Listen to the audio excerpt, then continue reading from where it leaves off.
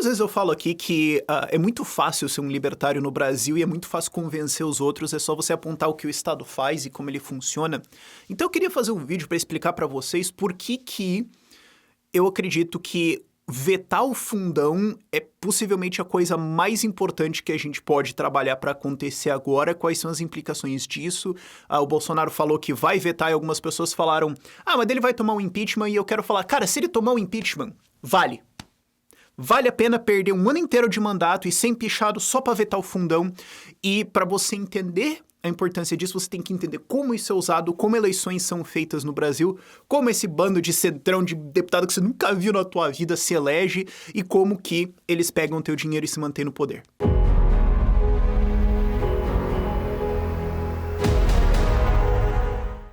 Recapitulando um pouco para quem estava embaixo de uma pedra politicamente nas últimas semanas, foi votada a lei orçamentária do Brasil e tinha uma emenda lá dentro, tinha uma das linhazinhas lá dentro que dizia o fundão eleitoral vai ser 5,7 bilhões de reais, subindo de 2 bi que foi em 2020. E, inclusive, Novo e outros partidos tentaram fazer uma votação desse artigo em específico nominal, ou seja, todo mundo teria que votar colocando o nomezinho, mas o presidente da Câmara na hora, né, não era o Lira, era o Marcelo Ramos, que é deputado pelo Amazonas, já chego nele, tratorou a parada inteira, falou, vou fazer simbólica aqui, todos a favor, fiquem como estão, aí um monte de gente berrou contra, e falou, aprovado e acabou. Então ninguém teve que assinar, porque senão aí ia ser, todo mundo ia saber quem votou a favor de quase 6 bilhões de reais pra santinho e campanha e jingle ruim, enquanto o Brasil tá completamente escagalhado e em tudo, eu não preciso nem entrar em detalhes, certo? O Senado, então, aprovou no mesmo dia, a parada inteira foi aprovada em 12 horas e vai pra sanção presidencial, e o Bolsonaro falou, vou vetar esse artigo. E ele pode fazer isso, ele pode vetar artigo por artigo. Você não precisa vetar só uma lei inteira ou não. Ele só não pode vetar a palavra, porque às vezes a galera acha que, não, ele pode vetar a vírgula. Não, então ele pode inverter o sentido da parada. Não, mas ele pode vetar um artigo. E ele falou, vou vetar esse artigo do fundão. E daí algumas pessoas até pensaram, não, mas então quer dizer que só vai ficar 2 bilhões que era o fundão anterior. Tecnicalidade legal. Cada lei orçamentária é uma lei isolada, ela não modifica a lei anterior. Então você vetar esse artigo não faz com que reverta para o anterior, porque a lei do orçamento anterior, de 2020, só é válida para 2020. Então, como essa é uma nova lei de orçamento, se ele vetar esse fundão, o valor total do fundão para 2022 será R$0. E aí algumas pessoas vieram falando, mas não adianta ele vetar porque vão derrubar o veto. Mas você tem a chance de novo, forçar uma votação nominal, aonde você vai ver exatamente que deputados defenderam o fundão e quais deputados não defenderam. Porque estão falando assim, mas quem votou a favor da LDO votou a favor do fundão. Não necessariamente, mas, cara, você podia ter votado contra e derrubado a parada inteira por causa do fundão. Mas vou parar o orçamento inteiro só para parar o fundão? Sim, vale a pena. Vale a pena parar o orçamento inteiro só por causa do fundão. Já falo disso por quê. E pode ocorrer, do veto não ser derrubado. E aí, então, os partidos ficariam sem fundão eleitoral para a campanha. Claro, eles ainda têm o fundo partidário, que é outra parada diferente, que eles poderiam fazer com isso, ok. Mas você estaria tirando 6 bilhões de reais da mão de partidos e de mandatários agora para eles se reelegerem. Isso deixaria o centrão e a esquerda sem grana para se reeleger. E aí quero ver o que eles vão fazer em 2022. E eu digo centrão e esquerda porque o Bolsonaro provou em 2018 que eles não precisam de um gigantesco fundo. Eles tinham fundos partidários, ok, tinha algumas coisinhas lá, mas o PSL tinha uma fatia muito pequena. Eles não precisam de uma gigantesca fortuna, porque ele conseguiu eleger a segunda maior bancada do Congresso, basicamente falando, mete o 17 aí, foda-se. Ele conseguiu. Então, eu acho que ele consegue, especialmente com... ainda mais se ele tomar um impeachment, ok? Eu acho que ele consegue eleger uma grande base de deputados só na base que ele já tem, nas ideias deles e tudo mais. Não que eu queira que isso aconteça, eu não gosto da maior parte dos deputados daquela base, mas eu só tô dizendo, eles conseguem sim. Agora, tem vários deputados que simplesmente não conseguiriam. Isso é, de maneira geral, o centrão e a esquerda. Quer um exemplo? O próprio Marcelo Ramos, que presidiu a sessão que aprovou a LDO. Se você for ver os gastos de campanha dele em 2018 para ele se eleger no Amazonas, o orçamento de campanha dele foi R$1.429.000. E 428 tem uns trocados. 429, vai. Qual que é a origem dessa grana? 1.420.000 veio do partido dele, que na época era o PR, agora virou o PL, que inclusive é Partido Liberal. Eu gostaria de processar ele por falsidade ideológica, porque liberal vai te catar. Mas enfim, 1.420.000 veio do PR em nível federal, 3.000 veio do diretório estadual e R$1.200 vieram de doação de uma campanha de um senador. Isso pode acontecer, ok? E R$27 foi, tipo, rendimentos. Eu presumo que depositaram esse 1.400.000 na conta e rendeu um mês de poupança lá e deu esse rendimentozinho aí. Mas sem essa grana toda, o orçamento de campanha dele inteiro teria sido R$4.700. Aí você pode até falar, não, mas aí ele poderia tentar erguer um dinheiro, tal, fazer um fundraising, pedir pras pessoas e tudo mais. Tá, você acha que ele ergueu R$1.420.000 na vaquinha? Quer ver outro exemplo? O presidente da Assembleia Estadual de Minas Gerais, o Patros, que relata-se que ele vai ser o vice do Calil concorrendo em 2022 contra o Zema. Eu fui ver ele porque saiu recentemente aquelas notícias de que ele estava supostamente... eu digo supostamente porque não tem como a gente provar, né? Então, mas relata-se que ele estava atrasando o acordo da Vale, o que atrasaria a Minas Gerais receber 11 bilhões de reais que ia usar para a obra, e daí o que acontece é que, bom, ajuda o Zema a se reeleger. E também teve um negócio recentemente que a Assembleia de Minas Gerais votou para derrubar um decreto do Zema que abria livre mercado em Minas Gerais para ônibus intermunicipal. O decreto foi derrubado por uma decisão completamente freestyle, cachorra pra caramba do TCE. Você vê um negócio, tipo, o deputado que pediu essa decisão é ligado a empresas de ônibus. Então, tipo, você vê claramente o que estava acontecendo lá. Mas, enfim, ele acabou me chamando a atenção, eu fui ver, você vê as contas dele, você vê como ele foi eleito, cara. Tem doações dele pessoais para prefeitos de cidades que votaram muito nele de maneira geral ao longo dos mandatos dele. E se você vê nas cidades em que ele mais teve votação, mas não doou pessoalmente, se você vê, quase sempre tem um candidato a prefeito numa coligação com o partido dele, que lá é o PV, que recebeu uma puta de uma grana do PV para concorrer a prefeitos. Tem doações lá de 20, 40, 60, 80 mil reais pro prefeito concorrer. Alguns venceram, alguns não venceram. E aí eu fui conversar com algumas pessoas dessas cidades, porque eu botei lá no Twitter e falei, pessoas dessas cidades e tudo mais, perguntei, vocês conhecem esse cara? Não, vive, às vezes, inaugurando umas obras aqui que vem, algumas coisas assim, o prefeito apoiou e tal. Então você consegue meio que deduzir o que parece que tá acontecendo ali, né? Doa pro prefeito, eu ajudo ele a se eleger e ele depois me ajuda. E boa parte do orçamento que vem para isso, se você somar tudo, a maior parte do orçamento disso vem de partido. Da parte veio do bolso dele, ok? Se ele quiser fazer isso com o bolso dele, tá bom, é o direito de todo mundo. Inclusive, é direito dele usar o fundo partidário para isso. Não tem nada ilegal, entendeu? Entenda que nenhum crime foi cometido. Eu só tô falando o que aconteceu e é dado público. Agora, o grosso dos fundos disso veio de partido, de ou fundo partidário ou fundo eleitoral. Para ajudar esses prefeitos a se eleger, forma uma aliança ali, eu te ajudo, você me ajuda. Tenta me contar a história. Tenta sentar na minha frente e falar... Mas, Rafael, isso é porque ele, de fato, democraticamente, na República Federativa do Brasil, representa as visões morais e propostas e visão de Estado que esses eleitores têm. Tenta me contar essa história. Eu quero ver alguém chegar e falar, Rafael, aqui temos a festa da democracia. Essa é a visão de país que eu tenho e claramente esse é um sistema que vai produzir uma boa representação das ideias. Isso aí não é muito difícil de fazer. Você abre o site do TSE, você não precisa ser o grande hacker investigativo, você precisa só desenvolver um kung fuzinho ali que meia hora, uma hora usando a plataforma você já sabe o que fazer e olhar, tá, pra que o cara doou? Onde que o cara se elegeu? De onde que ele veio? Quem que são os aliados? Quem que é os outros do partido? E começar a cruzar informação. Cara, você começa a tirar isso, sabe? Não é muito difícil. E assim, eu tô falando de 2 exemplos, mas isso é a coisa mais normal do mundo entre centrão e também é muito normal entre esquerda. Eles fazem isso entre eles, às vezes fazem umas alianças um pouco estranhas, mas de maneira geral é isso que eles fazem. Eles usam fundo eleitoral e fundão partidário para ajudar outras campanhas ou as deles. Se ajuda as deles, ele ganha um mandato, aí ele usa esse mandato que ele tem para subir o valor do fundão do fundo partidário e do fundão eleitoral, porque eles são distribuídos conforme o tamanho do partido. Depois ele pega parte desses fundos e usa para eleger outras pessoas que depois vão ajudar ele. E aí você começa a rodar esse ciclo. Isso de fato está representando... As pessoas que estão votando pra isso, elas entendem o que tá acontecendo? E assim, eu tô falando pra um público que não é libertário, porque todo mundo que é libertário, ele fala, tá, imposto é roubo, está numa gangue, não tem nenhuma surpresa aí. Mas assim, pra quem defende Estado, entenda que assim, é assim que hoje é composto o legislativo brasileiro, em nível federal, estadual e municipal. O grosso deles ali, em média, metade ou mais, vai ser isso aí. Não tem nenhuma representação ou discussão de ideias. Pega esses deputados, seja estaduais e federais, olha o material de campanha deles, olha o que eles estavam fazendo e encontra lá um discurso. Encontra lá uma proposta, um ideal. Encontra ali um princípio que ele defende. Que não seja ali transparência, emprego. Aí o cara fala emprego. Você fala, tá, mas o que ele tá falando sobre isso? Tem alguma discussão aqui? Ele tá falando de problema? Não. Vai, encontra alguma mínima... Eu não quero dizer qualidade, mas assim, esforço.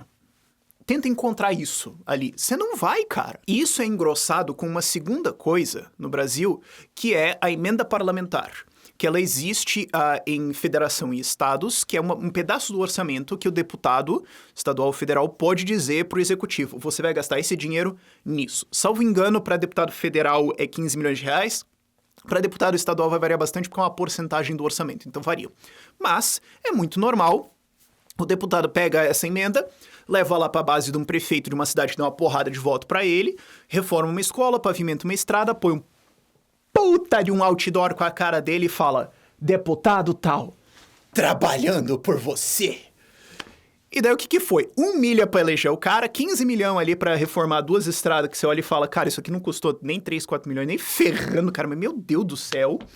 E tá lá, vai conseguir uma porrada de voto. É assim que esse centrão se mantém. A esquerda faz isso pra caramba também. Eu não digo direita porque, assim, mal existe direita política no Brasil, mas mesmo a galera, assim, conserva centro genérico ou conservador, que o cara de repente é conservador, assim, não, começou falando o fenômeno Bolsonaro, o cara começou a ir pra missa pra caralho, assim, sabe? Esse pessoal todo faz isso. Isso aí no Congresso pode ser mais de 70% da representação, quase. Basicamente esse sistema. E aí o que acontece? Esses caras entram nos mandatos e o que eles vão votar? O que eles vão querer? O que eles vão fazer? Qual que vai ser o interesse deles? Você já sabe o que vai acontecer, né? Se você vai lá e tira o fundão, você tira um dos 3 pilares dessa equação. É porque é o fundão, fundo partidário e emenda parlamentar. Emenda parlamentar não está em discussão agora. Adoraria explodir esse negócio, mas fazer o quê? Fundo eleitoral também adoraria deletar, mas não tem como fazer isso, não está em discussão agora. Mas fundão tá. E é o grosso agora que vai responder para 2022 e é muito maior perante o fundo partidário, até porque o fundo partidário vai muito para operação do partido. O fundão eleitoral é só pra fazer campanha. Você vai lá e rapa isso dos caras e fala, cara, então, ó, te vira pra se eleger agora. Como é que você vai agora encontrar doações? Tu não tem base.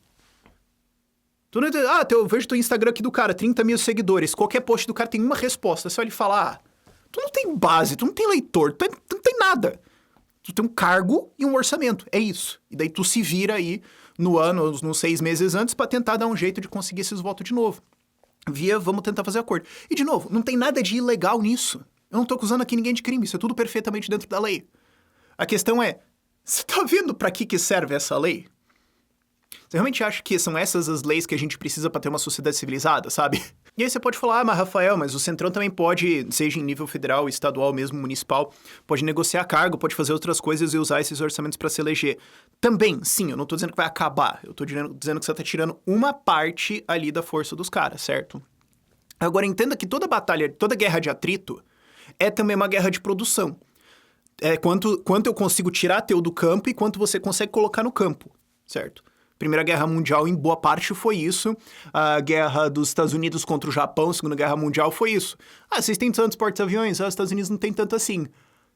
Mas a gente consegue botar em 3 ou 4 anos tanto porta-avião na água que vocês não vão mais ver mar depois de um tempo, cara. Vocês não têm o que fazer, cara. Vocês não deviam ter feito isso, sabe?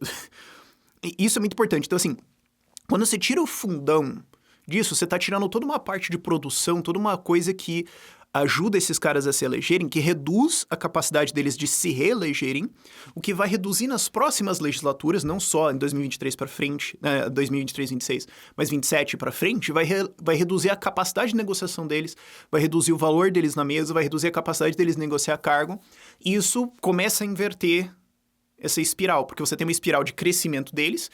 Eu tenho o fundão, com o fundão eu consigo com cargo eu consigo orçamento, eu consigo votação, eu consigo um monte de coisa, com isso eu consigo mais fundão, eu consigo me eleger mais. Então você tem uma espiral em que eles vão dominando. Você consegue começar a inverter isso. E isso 100% vale um impeachment. 100%. Porque algumas pessoas falaram assim, muita gente na verdade falou isso. Mas se ele vetar, vão tirar o impeachment da gaveta. Vale a pena. Vale a pena você trocar um bispo pra levar 2 torres e um cavalo. E claro que vale, pô. Porque, digamos, o fundão é vetado e o Bolsonaro toma impeachment. Cara, de novo, realidade política. Não vai ter nenhuma discussão séria ano que vem, tá? Porque ano que vem é ano eleitoral, nenhum deputado vai querer votar alguma reforma, alguma coisa que reduza as chances de eleições dele, vai ser só o populismo. Na verdade, em boa parte já começou isso agora. E convenhamos que agora, como tá, o que tem, assim, na pauta? A privatização dos Correios, ok, tem isso aí legal. Reforma tributária, não, essa é melhor acabar mesmo, porque foi horrível.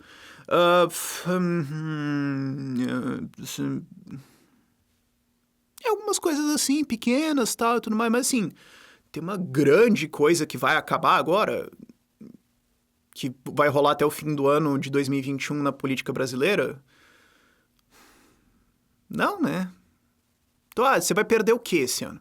E ano que vem já não ia ter nada mesmo. E não é como se o Lira fosse assumir, sabe? Não é como se fosse assumir o Renan Calheiros. Vai assumir o Mourão lá, que vai ser... Sei lá, cara, o histórico de vícios do Brasil, na verdade, não é muito ruim, sabe? Mas eu tô brincando num cenário hipotético aqui. Eu só tô dizendo assim, ok, você perde isso. Ou mesmo, mesmo que você ache, não, vai ter reforma pra caralho. Mas ainda assim vai ser com uma gigantesca dificuldade, porque você já tá vendo o que é agora. Agora, imagina que, assim, você perde isso, mais de 2023 pra frente, o poder do Centrão cai pela metade. Porque uma porrada deles não se reelegeram, um monte de gente de esquerda também que se elege com aqueles orçamentos fantásticos, deputado PT, do PSOL, etc. E se bem que o pessoal não, tanto que o pessoal consegue um monte de doação dos ricos ou dos filhos de rico com complexo de culpa, eles conseguem isso. Agora assim, PT, PCdoB, PSB, nossa, esses caras estão ferrados, solidariedade, ferrado. Você corta o poder desses caras pela metade, só que daí é pra sempre, né? Porque mesmo que vote o fundão, tá, mas é mais difícil voltar, porque o poder desses caras caiu. Porque aqui a gente não tá falando de esse ou aquele deputado, a gente tá falando de uma coisa que é um pilar fundamental de um sistema inteiro, de como um bando de partido usa o teu dinheiro pra conseguir mais do teu dinheiro. Sabe, é isso também que eu acho que é legal de colocar esse vídeo num canal libertário, de falar assim, gente, entendam que o Estado é isso aqui, tá? Não me venha com, é porque Rousseau, porque a Constituição, porque idealmente, não porque a moralidade. Cara, isso aí é o teórico, dane-se, isso aí não existe no mundo real de o que o Estado é. Eu tô falando, isso aqui é o Estado. É um esquema de como pegar o seu dinheiro para usar o seu dinheiro para pegar mais do seu dinheiro. É isso que existe, isso que é o fato. E se você quer que isso seja diferente, não, mas o que eu acho que o Estado deveria ser, então me explique por que não deveria ser isso. Me explique como que esse sistema vai mudar para isso que você gostaria que fosse e por que ele deveria permanecer assim, porque, desculpa, você não vai conseguir explicar isso muito bem. E é claro que também explodir o fundão aí tem um enorme efeito para a liberdade, porque todo o resto ficando igual e tende a ser mais ou menos isso, a quantidade de representantes que a gente consegue colocar... Representantes é uma palavra muito sossa, né, cara? A quantidade de gente que a gente consegue colocar como vereadores estaduais e federais que defendem liberdade, que vão defender cortar cada vez mais isso, é muito maior. A gente começa a pender a balança muito mais. E assim, você pode achar que precisa de mais de metade. Não. Depende muito ali da situação, mas entre 5% e 10% você já faz um estrago, 20% você já faz um senhor de um estrago, 20% das cadeiras você já faz um santo de um estrago ali. Meu Deus do céu, sabe? Isso ajuda muito mais a gente a conseguir colocar essa espiral para rodar na nossa direção e não na direção do Estado. E assim, muito em resumo, isso é a estratégia que eu tô colocando de como a gente pode usar eleições para reduzir o Estado. Certo? Não que eu acho que só isso vai fazer, não que eu acho que só isso é necessário, que esse é o maior foco do mundo, isso é um pedaço só da parada. Mas é ter gente em um monte de lugares que vai tirando pilares, que vai tirando coisas de sustentação de velha política, de Estado, de como a política cresce, de como a política coopta pessoas, não só dela se manter, mas como ela fica doutrinando as pessoas e tudo mais. A gente vai tirando bases, até que uma hora você tira tanta coluna que o prédio cai. Você fala, ó, tá vendo? E se eu tivesse que falar uma coluna, assim, ó, você pode dar uma marretada só em uma coluna. No longo prazo seria tirar o controle estatal da educação. Seria isso. Mas é que assim, entre isso aí acontecer e bater o efeito, é umas 2, 3 décadas. Claro, vai ser um negócio longo pra caramba. Agora, um negócio que a gente consegue bater hoje, que você consegue sentir o efeito daqui 2 anos, sem dúvidas, é o fundão. Por isso é tão importante esse veto, por isso eu tô torcendo pra isso acontecer. Vamos ver se o Bolsonaro vai de fato vetar, vamos esperar sair a papelada. Depois vamos ver toda a guerra pelo veto, mesmo que o veto seja derrubado. Se a gente só conseguir uma votação nominal em que você força a galera a passar vergonha e ir lá e defender, já é uma grande vitória, porque essa galera tende a se ferrar mais do que se ferraria antes nas eleições de 2023. Não só eles, mas o partido e o grupo político também. E vamos entender também como que esse sistema funciona pra gente entender como que a gente pode melhor derrubar ele, ok?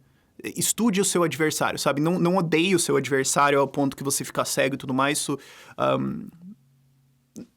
embaça o seu raciocínio. Sabe? Entenda como o teu inimigo joga. Entenda o que ele precisa pra funcionar. Entenda o que ele quer buscar. Entenda os objetivos dele. Entenda a estrutura dele. Como você pode derrubar ele. Como você pode atrapalhar isso. E começa a jogar isso aí.